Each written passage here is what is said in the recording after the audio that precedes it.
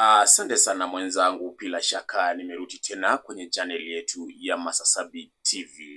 Bila shaka leo nakupeleka katika eneo la Nambale ambalo linapatikana katika kaunti ya Bungoma. Kule Nambale basi tumekuwa na kijana mmoja ambaye alikuwa anaitwa Andoni Karumba aka Gen Z 001 wakiwa pamoja na Francis Awilo wamejaribu kuwahimiza vijana kwamba waendelee kushika kura. Basi wakati utakapofika mwaka 2027 basi watajitokeza kwa wingi ili wahakikishe kwamba wanapiga kura na kuhakikisha kwamba wamechukua kile kiti. Pia amewahimiza vijana kwamba wajidahiti kwa uti na ufumbi ili wakaweze kufanya kazi na wasikuwe wakilegea tu kazini. Bila shaka basi tuandamane moja kwa moja hadi Nambale tusikie sauti ya huyu kijana ambaye anaitwa Andoni Karumba aka Gen Z 001. Asante sana watu wa Nambale, Bwana Yesu asifiwe. Tusalimiane, Bwana Yesu asifiwe. Alafu mfanyia mwenzako hivi haifai, mwambie umesalimiwa na Gen Z 001. Aya, Gen Z 001. Asanteni sana. Nambale. Hapa ndio Nambale. Unajua hapa sisi Gen Z wa Kenya wamefika hapa. Mukiona Gen Z 001, 002 na Francis Awilo, mnajua Gen Z wamefika wapi? Nambale, si ndio? Kwa hivyo Nambale ni kijiji ama ni pahali ambao tunawatambua sana katika hii nchi ya Kenya, sivyo? Mimi naitwa Andoni Karumba na mimi ni mzaliwa hapa Kenya, na mimi kuna wengi kama huyo amesema wamenionanga huko kwa marudinga na wapi, na leo niko hapa. Wacheni niwaambie, nikiwaangalia hivi wengi nyinyi ni wazazi wetu, si ndio? Vile vile tuko na majenzi wenzetu ambao ni brother zetu na sister zetu, si ni kweli? Wacha niwaambie, sisi kama vijana, watu wengi sana wameshindwa kutuelewa. Wakisikia Gen Z wanauliza hawa ni wale watu wa kwenda street, ni wale watu ambao hawapangiki. Lakini wacheni niwaambie, sisi ndio vijana wenu, watoto wenu ambao mlipeleka shuleni wakati wa Kibaki, tukasoma, tukapelekwa university, tukapata degrees na tukapata hizo shahada zote. Na sisi mlitupeleka shuleni, wengi mkauza mashamba, mkauza vitu zenu, mang'ombe, ili mfunze watoto wenu ili wawaletee na wakuje wabadilishe maisha yenu, si ni kweli? Kila mzazi hapa unaamuka asubuhi, unajituma kwa kazi yako ukiwa na ndoto ya mafanikio, si ni kweli?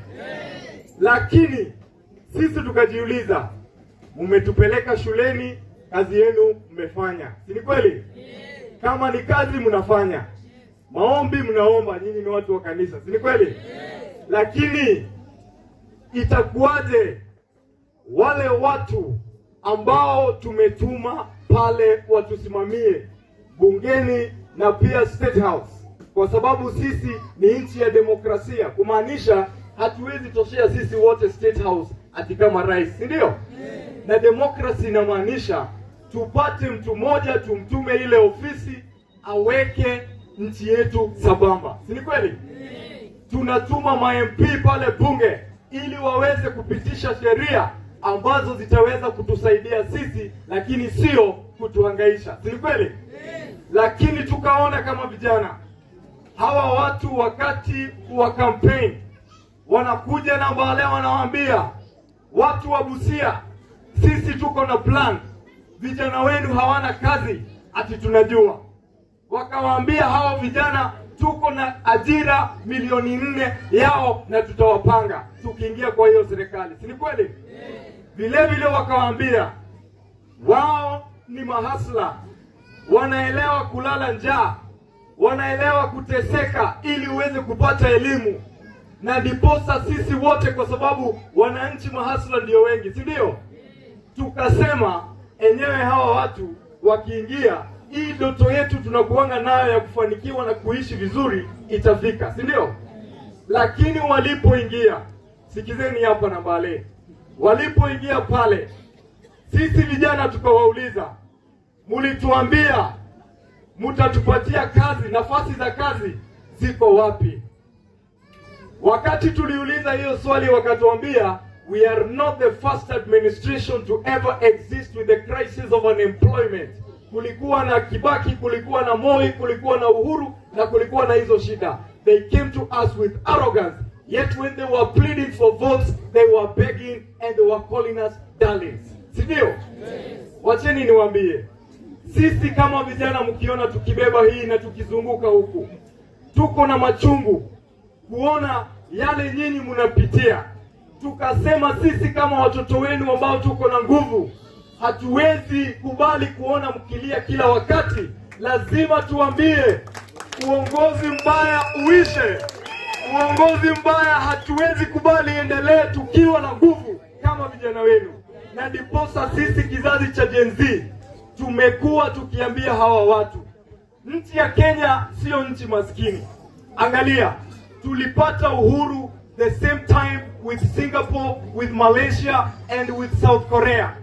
Lakini saa hizi tunaongea hizo mataifa, at that time they were called third world country. Third world country ni kumaanisha economy yao ile wakati ni kama yetu, bado ina yumba. Lakini saa hizi, because of good governance, those people as we talk, those nations, they have moved from being a third world country to a first world country because of good governance. I want to tell you, the president came to the people and said that he has a plan of EPZ, he has a plan of manufacturing, he has a plan of education, he has a plan for good facilities. But when he gets into power, all we are seeing is corruption, is lack of transparency and accountability, and that one, as the young people of this nation, born by you, our parents, we are ready to tell them enough is enough. Anybody? Nambale, Gen Z power, Vibe Tribe. Tukisema Vibe Tribe, masema One Nation, Vibe Tribe. Wacheni niwaambie wana Nambale, hapa Kenya, hapa Busia, nyinyi ni wakulima wa miwa, si ndio? Na nyinyi wacheni niwaambie, kama kungekuwa na hawa viongozi ambao wako na goodwill for the people of Kenya, I am assuring you, Kenya will move within a twinkle of an eye from being a third world to a first class country. I want to tell you, if indeed they actually invest in manufacturing, they encourage investors so that we can put our industries, so that they can revive even these sugarcane industries. Nataka niwaambie Nambale, mutaona nyinyi wenyewe umaskini tutapigana nayo kabisa, si ndio? Lakini shida ambayo tuko nayo, halo, sikizeni, naona iko kitu mzuri, ngojeni, Gen Z wakifika mambo inakuwa, Gen Z wakifika mambo inakuwa. Haya, kuna wimbo ilisema pahali Yesu alienda mambo ilikuwa nzuri. Sasa pahali Gen Z wameenda mambo inakuwa. Na ndio nawaambia wana Nambale, munisikize vizuri, hawa viongozi wamewazoea sana, kwa sababu wanajua nikija hapa Nambale niongee Kiluya, niwaambie watu wetu mundu humundu, mutanisikia museme mtu wetu aende sijui tumpe prime minister, si ndio? Lakini akifika kule, yeye mwenyewe anaendelea kunona, nyinyi watoto wenu wanakaa nyumbani ati kwa sababu wameshindwa kulipa malecturers. What is that? Na nyinyi mnasema ni mtu wetu. Wacheni niwaambie wazazi wetu, imefika wakati kama taifa lazima tukae chini tuseme enough is enough. Tukae chini tujiulize, hadi lini tutatumika na hawa watu ambao ni black colonialist? Hawa watu wamekuja wanawaambia ati wewe huyu sababu ni Mluya mnamtuma huko. Mkimtuma huko nyinyi mnaendelea kuteseka.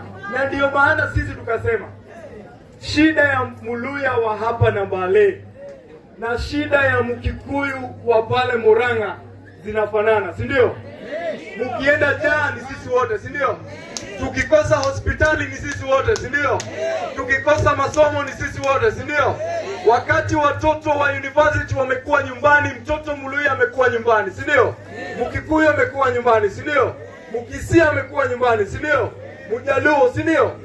Sasa jameni, the tribal politics, siasa ya mtu wetu, ndiyo cancer number 1 ambayo inamaliza Kenya hii.